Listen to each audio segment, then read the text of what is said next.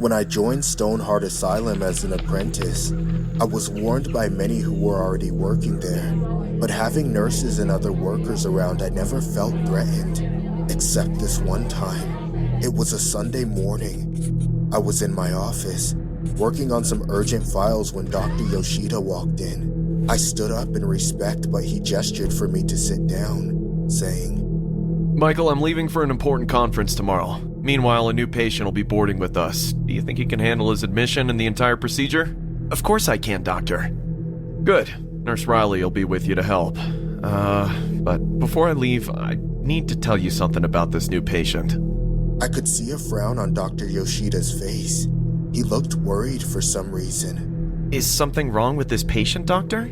"Don't be ridiculous, Michael. There's always something wrong with them. That's why they're sent here. But this one, this man..." The hesitation in his voice surprised me. We've been housing mental patients who have been infamous for their violent records. Then what is so new about this one? "Why? What did he do, Doctor?" "Not much. Just date his wife because she tasted delicious." "What?" "Yeah, that's what he told the cops when they discovered what was left of her in the basement freezer." "Good Lord!" "Just be careful with this one, okay? And don't be alone with him. Like, ever." Dr. Yoshida left, giving me goosebumps. I drank water as my throat suddenly felt dry in an unknown fear. Around 4 in the evening, Nurse Riley came to my office. "Michael? He's here." I could see fear in her eyes.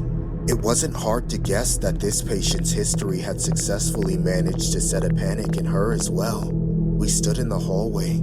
The big door slammed open and I saw 4 security guards escorting a man.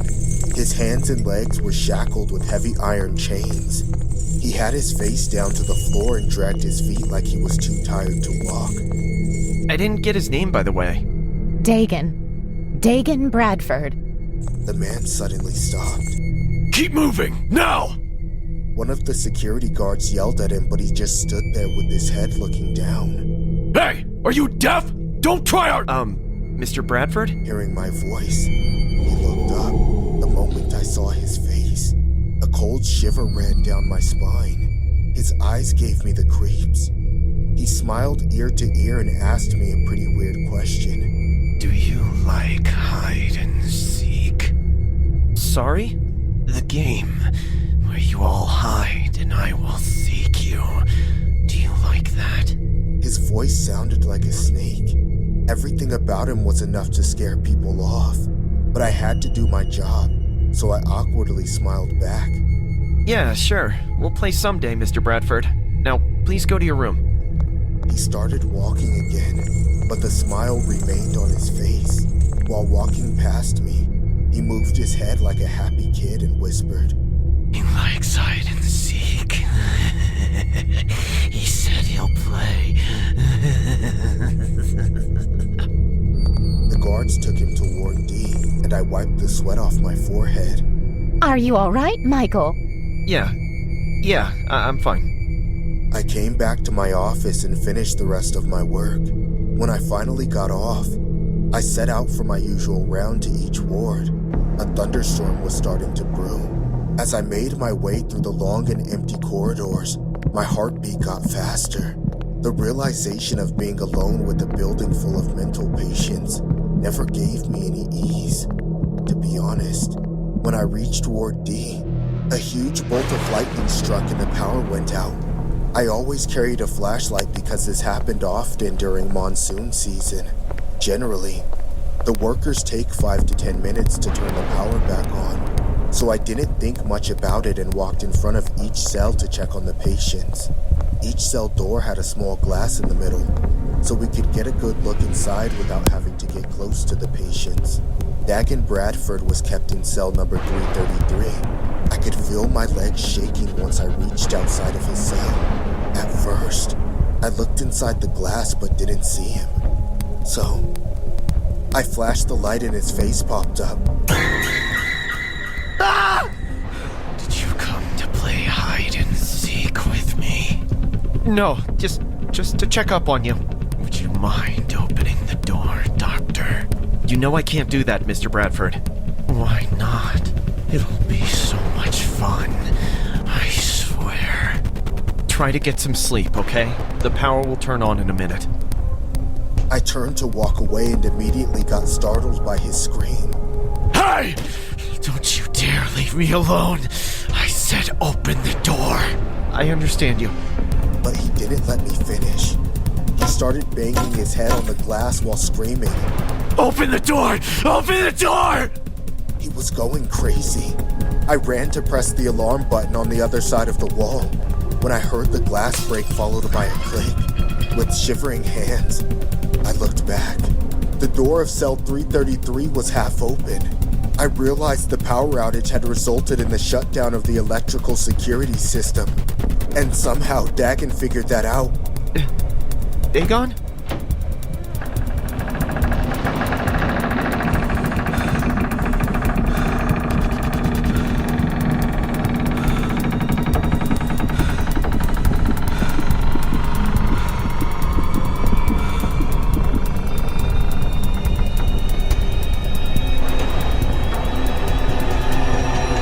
His head slowly peeked in from the doorway.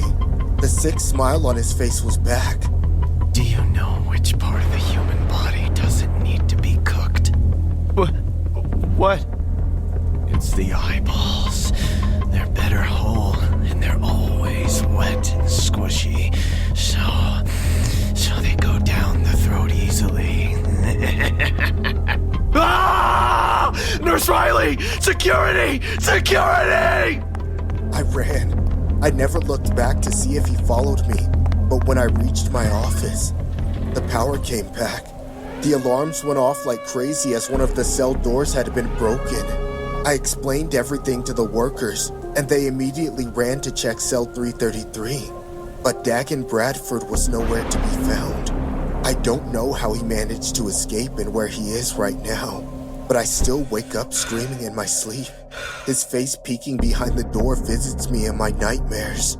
He licks his tongue, saying, The eyeballs, they're wet and go down the throat so easily.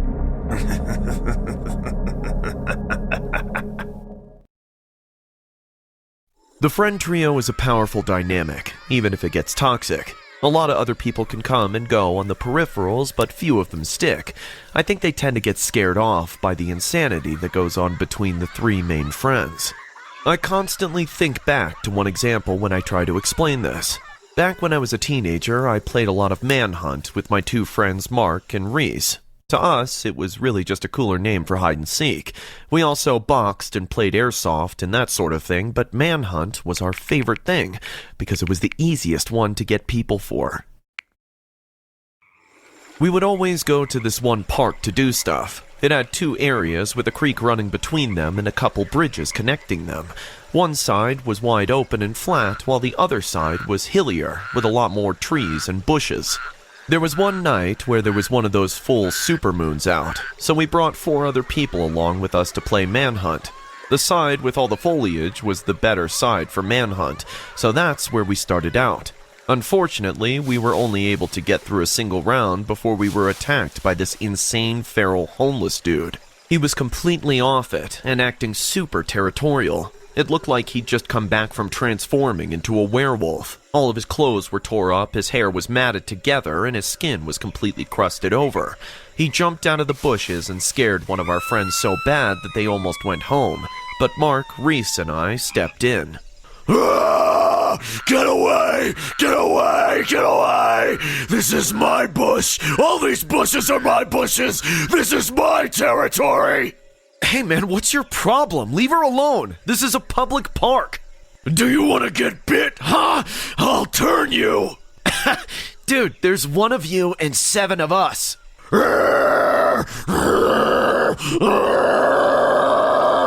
Hey man, this dude's crazy. We probably shouldn't mess with him. Let's just go to the other side. Yeah, I think you're right. Reese was always the sensible one who kept us out of trouble. We decided to leave feral dude alone and went to the other side of the creek to avoid him. We also made a rule not to go across the creek where his quote-unquote territory was, so that nobody would run into him. On that note, we had to convince a few of the others to keep playing, as they were really scared by the encounter. We managed to keep things going, though, and we played a few more rounds of Manhunt without any issue. There was one problem, though. That side of the park wasn't great for hide and seek because of the fact that it was so open. Mark was the first one to be the hunter and found everybody in about 2 minutes, and then, when he was hiding, he kept getting found before everyone else. He certainly had some words for it. Man, this blows! This side of the park sucks for Manhunt. There's nowhere to hide. Maybe you're just bad at hiding with that big fat head of yours. Yeah, right. I'd like to see you last longer than 3 minutes. I will. Just watch me, if you can find me. Since he was complaining about it, I made it a point to be the last one found the next round. I got down and dirty with a handful of bushes that were there to avoid being seen. By the end of the round, I had been impaled by 3 different thorns and was covered in dirt, but I won. That meant I was up to be the hunter for the next round. But of course, I made sure to rub it into Mark's face. See, I told you. You just gotta be good. I could tell he was upset because he didn't have a comeback. All he had was the mean look in his eyes. It only made me excited to see what he would do in the next round. I found everybody else pretty quickly, but I couldn't find Mark. At first, I was glad that he was stepping up his game. All 6 of us went looking for him, but after a while, still, nobody had seen him. We searched all over the park, in every bush and behind every tree, but he was nowhere to be found. After long enough, we all reconvened at the starting point. We were starting to suspect that Mark had broken the rules about not going to the other side, and we were about to give up and start calling his name when we heard a scream. Ah! A chill ran through my whole body. I knew it was Mark, and it was coming from the other side of the park. Everyone rushed over and followed the sound of the screaming to the largest bridge over the creek. We stopped there, knowing he was below us, and now we could hear something else. Scraps of clothing and both of Mark's shoes were floating down the creek, too. The others were too scared, but Reese and I jumped down to help Mark. That's when we saw the struggle that was underway beneath the bridge.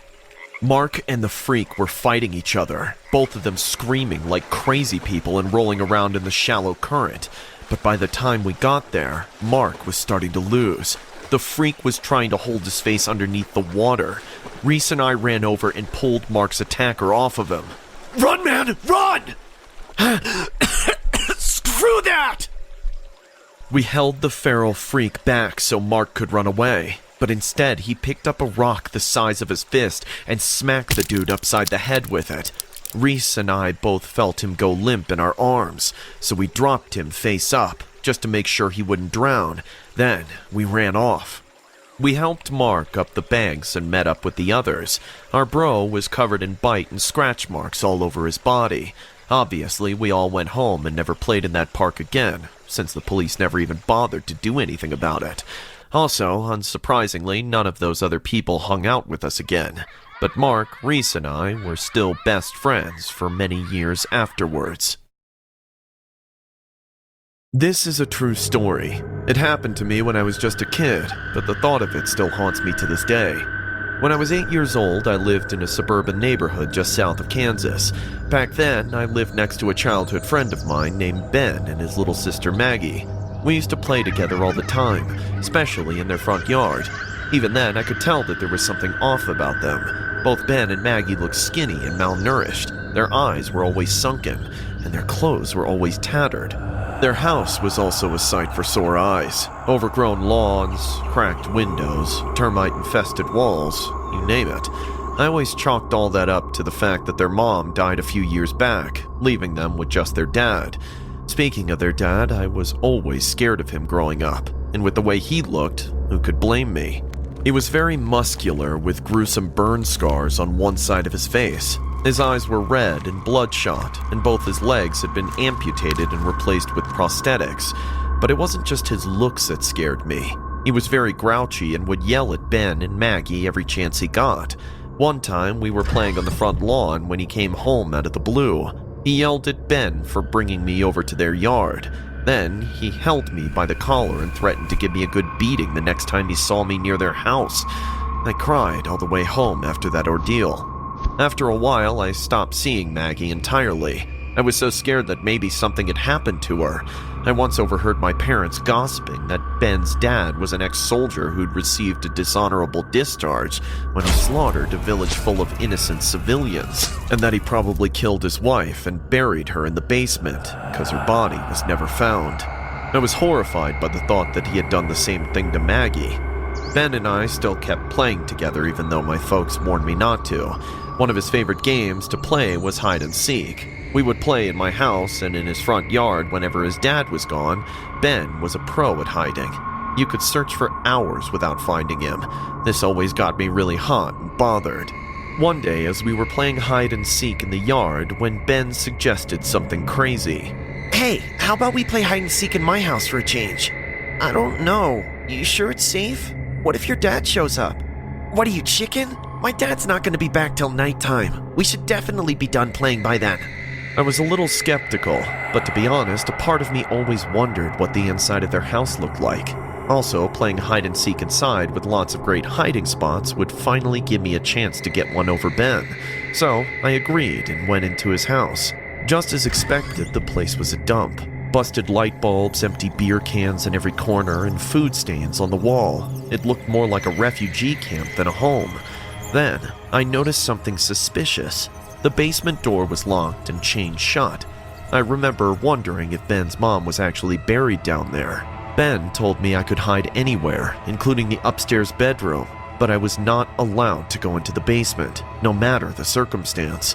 Not that I could if I wanted to. The place was locked up tighter than Alcatraz. "All right then, you go hide and I'll count." I immediately entered the upstairs bedroom and noticed a closet, which I thought would make the perfect hiding spot. I climbed into it and closed the doors, waiting for the game to start. Little did I know the wall behind the closet had fallen apart, and as soon as I leaned my back into it, I fell through the wall and down into the basement. The fall was so bad I hit my head and blanked out. By the time I came to, it was already dark outside, and Ben had been looking all over for me. There was only one light bulb in the basement, and it was dim, so I could hardly see anything. The basement was creepy. There were lots of mounted animals, and each of them looking like they were staring right at me. "Ben? Ben, where are you?" I called for my friend as I searched for a way out. Suddenly, I tripped over something and fell. Looking closely, I realized it was a mound of dirt that looked suspiciously like a grave. My skin turned pale and my throat ran dry as I imagined Ben's mom and his sister buried underneath that dirt pile. As if things weren't spooky enough, I heard crying sounds coming from a chained door in the basement. Was it a ghost? I wondered. I was scared out of my mind, but I had to find out. I inched closer and peeked through the gap in the door. I was shocked to see Maggie chained to a heater.